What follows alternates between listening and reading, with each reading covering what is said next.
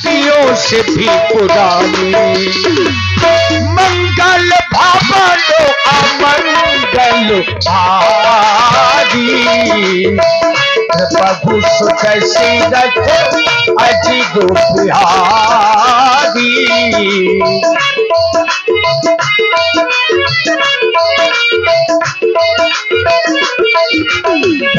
मंगल भवनो अमंगल भारी, प्रभु सुख सीरत अजी गो बिहारी। सीता सचिव,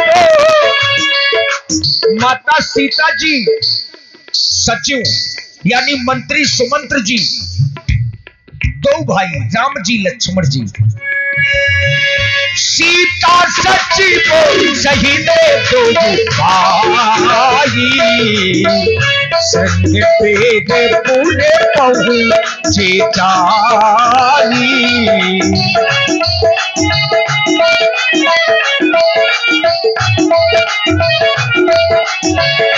अच्छा, ये समाचार महाराज निषाद राज ने सुना कि राम लक्ष्मण जी सीता जी ये हमारे नगर की ओर आ रहे हैं।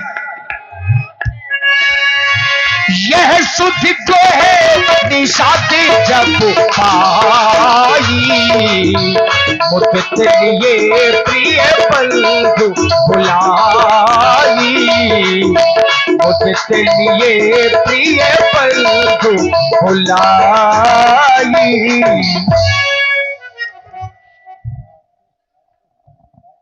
आज के जीवन की जय जयकार हो। राज सेवक, तुम्हारे द्वारा हमेशा इस राज दरबार में जय जयकार बुलवाई जाती है। विचार मैं ये कर रहा हूं, हमारा ये राज्य अयोध्या राज्य के अंतर्गत आता है। हमारे महाराज चक्रवर्ती नृपाल श्री दशरथ जी हैं। अरे हमें तो गंगा किनारे जितने केवटों के गांव है उनका राजा बना दिया गया है। हमारा नाम गोय है। हमारा कार्य केवल इतना है कि हमें यह देखना है कि समय समय पर नाविक मां गंगा में नौका डाल रहे या नहीं, किसी पथिक को कोई परेशानी तो नहीं है। लेकिन तुम्हारे द्वारा हमेशा समाचार हमें उत्तम ही सुनाई पड़ता है, हमेशा उत्तम समाचार लेकर आते हो, इसलिए हमारा हृदय प्रसन्न हो जाता है। क्योंकि कहा गया है, शास्त्र कहते हैं, जासुराज प्रिय प्रजा दुखारी, सो नृप अवश्य नरक अधिकारी। जिस राजा के राज्य में उसकी प्रजा दुखी रहा करती है, अरे दुखी तो दूर है, दुख का अनुभव मात्र करती है, तो वह राजा नरकगामी हो जाता है। आज हम यहाँ के राजा हैं, हमारा दायित्व है कि इस प्रजा को हमेशा प्रसन्न रखें। इसी श्रृंखला में हम चाहते हैं किसी सुंदर सुयोग्य राजनर्तकी को उपस्थित किया जाए।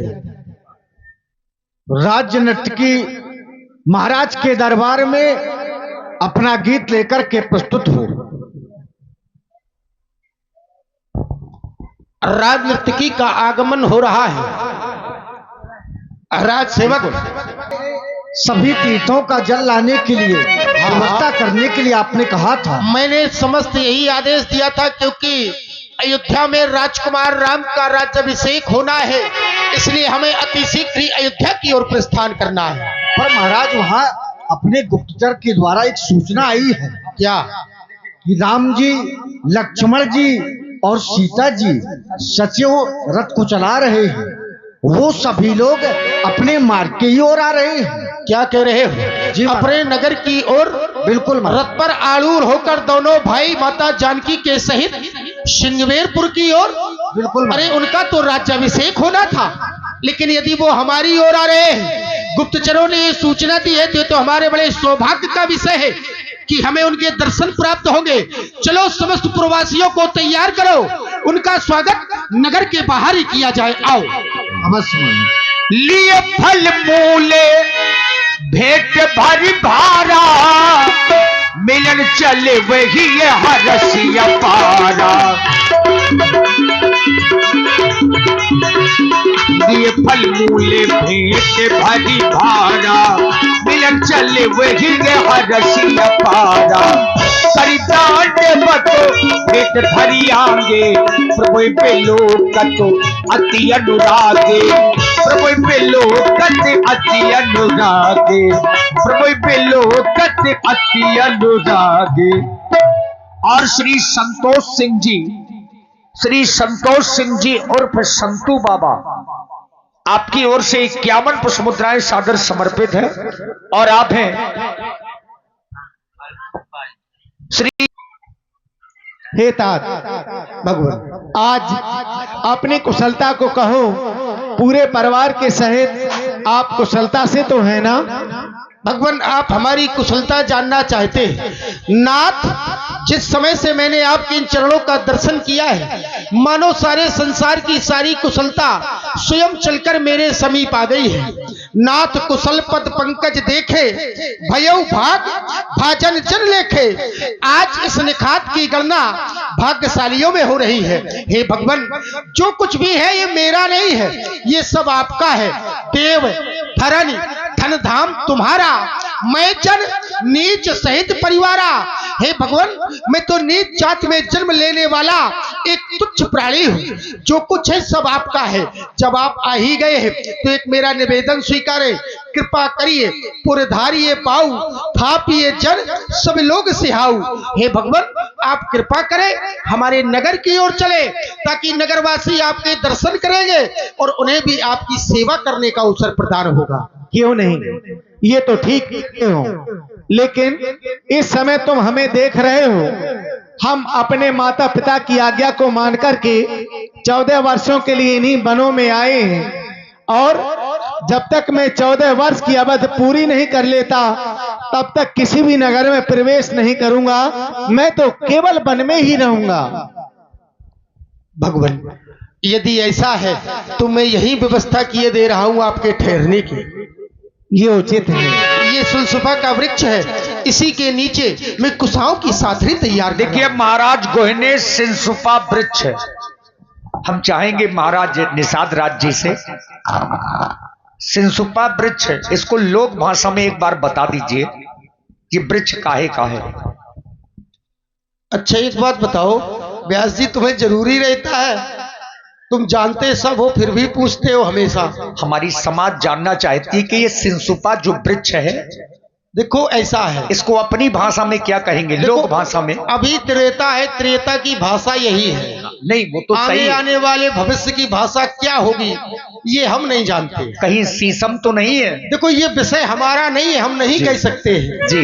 इस समय जो लिखा है उसके अनुसार ये सिलसुपा का वृक्ष है, इसलिए इसी वृक्ष के नीचे, क्योंकि ये वृक्ष सबसे ज्यादा शीतलता देता है। यही सब वृक्ष ही नहीं, इसके पत्ते भी शीतलता देते हैं। मस्तक पे लगाया करो, बड़ा आराम मिलेगा व्यास जी। देखिए महाराज गोहे ने क्या किया, सिंसुपा वृक्ष के नीचे पत्ते और कुशाओं की साथरी बनाई। साथरी माने चटाई।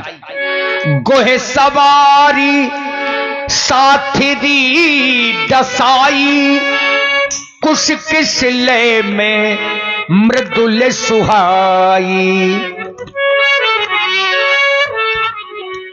श्री करण लंबरदार करही वालों की ओर से 51 मुद्राएं महाराज निषाद राज जी के चरणों में समर्पित करते हैं। साधुवाद। देखिए फल भी दिए, कंदमूल फल सुरसयति। देखिए फलों को भगवान ने ग्रहण किया और तत्पश्चात चूंकि समय हो गया विश्राम का, सिय सुमंत्र भ्राता सहित कंदमूल फल खाई, शयन कीन रघुवंश मणि पाय पलोटत भाई। राम जी शयन करने लगे और लक्ष्मण जी पैर दबाने लगे। जब लक्ष्मण जी ने जान लिया कि भगवान सो गए, तो कुछ ही दूरी पर उठे लखन प्रभु सोबत जानी, कही सच वही सोबन मृदुबानी। कछुक दूर सजी बाने सरासन, जागन लगे बैठे वीरासन। वीरासन बनाकर के लक्ष्मण भैया राम जी की पहरेदारी में बैठ गए, लेकिन इधर महाराज गोहे का ध्यान राम जी की ओर गया कि वही श्री राम जो अयोध्या में मखमल के ऊपर सोया करते थे, आज वही प्रभु श्री राम समय तो देखिए पत्तों और कुशाओं के ऊपर सो रहे हैं। महाराज गोहे ने देखा तो नेत्र भर आए, हृदय भर गया और लक्ष्मण जी से सहज भाव में पूछने लगे, हे छोटे सरकार, प्रभु श्री राम को इस धरण धाम पर शयन करते हुए देख रहा हूं, मुझे अपार कष्ट हो रहा है। मानो मुझे लग रहा है ये दृश्य देखने से पहले ये निखात नेत्रहीन क्यों नहीं हो गया। मैंने भविष्य में कभी ये कल्पना नहीं की थी कि एक समय ऐसा भी आएगा कि प्रभु श्री राम जिन्हें संसार के सारे सुख प्राप्त हैं, उन्हें भी एक समय इस वन प्रखंड में कुशाओं की साथरी बनाकर धरा पर शयन करना पड़ेगा। अरे अयोध्या के राजघराने की ओर जब दृष्टि डालता हूं तो भूपति भवन सुहाय सुहावा, सुरपति सदन की पट्टर पावा, चक्रवर्ती महाराज श्री दशरथ जी का भवन कैसा है तो बताया गया देवताओं के राजा इंद्र का भवन भी अयोध्या के राजमहल के आगे फीका है। ऐसा किसी भी लोक का कोई सुख नहीं है जो उस अयोध्या के राजघराने में ना हो। मणिमय रचित एक एक मणियों से रचित वहां का खम्भ मानो ऐसा लगता है जैसे रति के पति काम के द्वारा उसका स्वयं निर्माण किया गया हो। मणिमय रचित चारु चौबारे जहे रथपथ निज हाथ सवारे, मानो रति के पति काम के द्वारा उस अयोध्या राजमहल के एक एक खम्भ को स्वयं बनाया गया हो। इतना सुंदर महल और उस महल में वास करने वाले राजकुमार राम आज इस धरणी धाम पर ऐसे शयन कर रहे हैं मानो इनका संसार में कोई ना हो, ये अनाथ हो। जानते हो, अरे जिस गद्दे और गलीचों पर ये शयन करते हैं वो गद्दे और गलीचे कितने मुलायम है, जितना मुलायम दूध का फैन हुआ करता है। दूध के फैन के बराबर ये मुलायम गद्दे गलीचों पर शयन करने वाले प्रभु श्री राम आज इस कठोर भूमि में कुशाओं की साथरी पर बड़े आराम से शयन कर रहे हैं। द्वितीय में जब दृष्टि डालता हूं माता जानकी की ओर तो इनके विषय में कोई नहीं कौन नहीं जानता है। पिता जनक जगविदित प्रभाव, सखा सुरेश, ससुर रघुराऊ, अरे जिनके पिता महाराज जनक हो और जिन्हें संसार में कौन नहीं जानता, उनकी पुत्री को भी कष्ट उठाने पड़ रहे हैं। अरे जिनके ससुर चक्रवर्ती महाराज श्री दशरथ जी स्वयं देवताओं के राजा इंद्र के सखा हो, उनके भी पुत्र वधु को ये कष्ट उठाने पड़ रहे हैं। बड़ा आश्चर्य हो रहा है। हे विधाता, तेरी गति विलक्षण है, मेरी समझ में नहीं आ रहा आखिर ये कैसा समय का फेर है। अरे श्री राम की कानन जोगू कर्म प्रधान सत्य कहे लोगू, क्या सीता और राम जी इस वन के भूमि के चलने के योग्य है। संसार के लोग कहते हैं कर्म प्रधान विश्व रचि राखा, जो जस करे सो तस फल चाखा। संसार में कर्म प्रधान है, जो जैसा करता है उसे वैसा फल मिलता है, ज्ञानियों के द्वारा कहा जाता है। तो क्या आज प्रभु श्री राम माता जानकी के द्वारा ऐसा कौन सा कर्म किया गया है जिसके कारण उन सुखों का परित्याग कर आज दुखों को सहन करना पड़ रहा है। मेरी समझ में ये नहीं आ रहा कि आखिर वो कौन सा कर्म है। हाँ, विचार किया तो पाया ये अपने कर्मों के अनुसार दुख नहीं भोग रहे हैं, इन्हें दुख दिया गया है। इनकी माता महारानी कैकेयी के द्वारा यदि वरदान न मांगे होते तो शायद आज प्रभु श्री राम ये कष्ट न उठा रहे होते। तो उन्हें कष्ट देने वाला कोई और नहीं है, स्वयं महारानी कैकेयी के द्वारा ये कष्ट दिया जा रहा है। कैकेयी नंदन मंद मत कुटिल कठिन प्रणकीन जिम रघुनंदन जानकी सुख अवसर दुख दीन। ये कई ने ऐसा कुटिलता पूर्ण कार्य किया है कि मानो सुख के समय में प्रभु राम जी को दुख दिया है और दुख देने वाला कोई और नहीं है, ना इन्हें कर्म के कारण दुख मिल रहा है, अरे दुख तो इन्हें इनकी मझली माता के कारण दिया जा रहा है। रघुवंश रूपी वृक्ष को काटने के लिए महारानी कैकेयी ने कुल्हाड़ी का रूप धारण कर लिया है, जिसके कारण ये सारा संसार आज दुखी है। और यदि सारा संसार आज दुखी है तो इस संसार के अंतर्गत निखात भी आता है। ये निखात भी दुखी है भगवान, निखात भी दुखी है।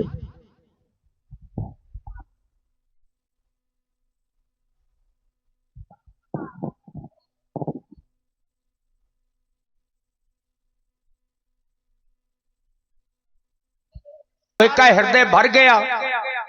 आप लोग सोच रहे होंगे कि राम जी और भला महाराज निषाद राज ये तो पहली बार मिल रहे हैं। ये पहली बार नहीं मिल रहे हैं। महाराज वशिष्ठ जी की पाठशाला में राम जी भी पढ़ने जाया करते थे और महाराज गोहे भी पढ़ने जाया करते थे। तो राम जी का जो संबंध है वो सखा भाव का है, दोनों मित्र हैं। लेकिन महाराज निषाद राज जी ने देखा कि हमारे राजा के पुत्र महाराज दशरथ जी के पुत्र पत्तों और कुशाओं में सो रहे हैं। तो अभी आपने सुंदर चर्चा सुनी, लेकिन भैया लक्ष्मण जी ने ज्ञान और वैराग्य की चर्चा के माध्यम से महाराज गोहे के मोह को दूर कर दिया। बोले लखन मधुरे मृदुबानी ज्ञान विरागो भगति रस सानी। हे भैया निखात राज जी,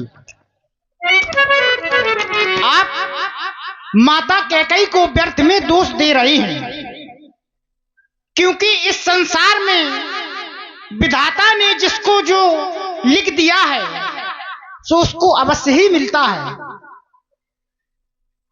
हमारी माता और पिताजी के द्वारा हमें 14 वर्षों का वन तो दिया है, लेकिन उसमें उनका कोई दोष नहीं है। क्योंकि हे भैया निखात राज जी, 14 बरस का वन दिया है पिता ने, माता ने वन तो दिया है, लेकिन उसमें उनका कोई दोष नहीं है। क्योंकि लेख नहीं मिट सकता जो लिख दिया विधाता ने, किसी के लिए बन होगा वो हमें मधुबन होगा वो, किसी के लिए बन होगा वो हमें मधुबन होगा वो।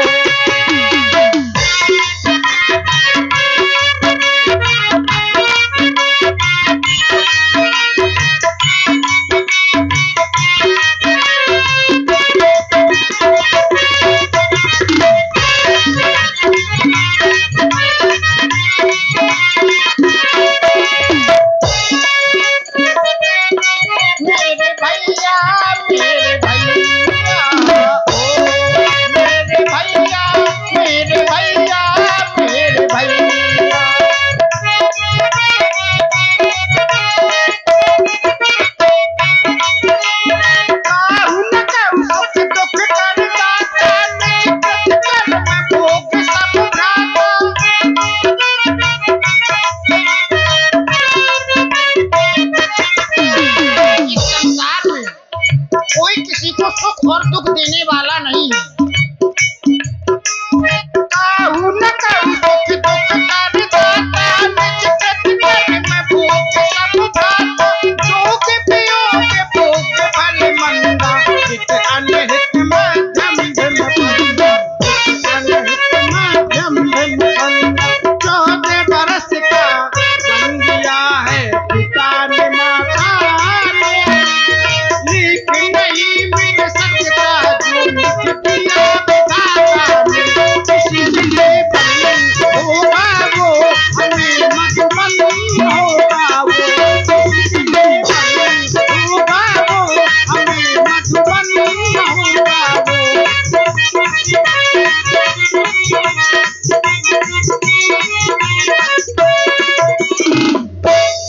इसलिए आप व्यर्थ में माता कैकई को दोष ना दें, क्योंकि मोह निशा सब शोभन हारा, देखें स्वप्न अनेक प्रकारा, कर्म प्रधान विश्व रच राखा, जो जस करे सो तछ फल चाखा। देखिए राम जी का गुणगान करते करते भुंसारा हो गया। कहते राम गुण